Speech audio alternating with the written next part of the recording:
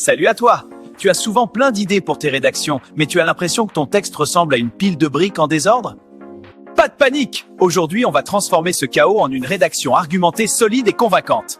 Bienvenue dans l'aventure des mots, où on va apprendre à relier tes idées pour briller à l'examen régional. Imagine que tes idées sont des îles. Pour passer de l'une à l'autre, tu as besoin de ponts. C'est ça, les connecteurs logiques. Ils apportent deux choses essentielles, la cohérence pour que ton sujet ait du sens et la cohésion pour que ton texte soit fluide et agréable à lire. Sans eux, le lecteur est perdu. Ces éléments sont cruciaux pour la compréhension. N'oubliez jamais cela.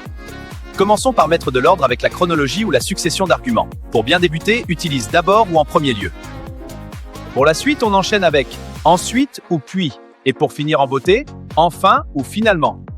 C'est simple, c'est comme une recette de cuisine. Chaque étape a sa place.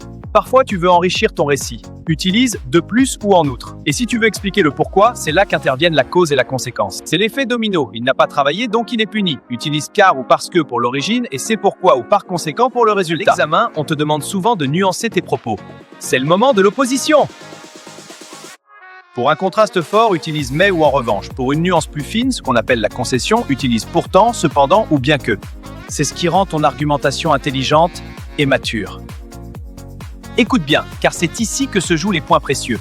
Certains connecteurs changent le mode du verbe. Après alors que, on reste à l'indicatif. Mais attention, après bien que, quoique ou pour que, tu dois utiliser le subjonctif. On ne dit pas bien qu'il est parti, mais bien qu'il soit parti. Retiens bien ça, les correcteurs adorent vérifier ce point. Pour ta production écrite, suis ce schéma. Présente d'abord l'avis des autres avec de l'avis de certains. Explique leur logique avec pour eux, puis donne ton point de vue avec pourtant, cela ne me semble pas évident. Par exemple, enfin, apporte tes preuves avec en effet ou par ailleurs. C'est la clé d'un paragraphe solide et convaincant. Tu vois, une bonne rédaction argumentée, c'est comme un collier de perles. Tes idées sont les perles, mais ce sont les connecteurs qui sont le fil.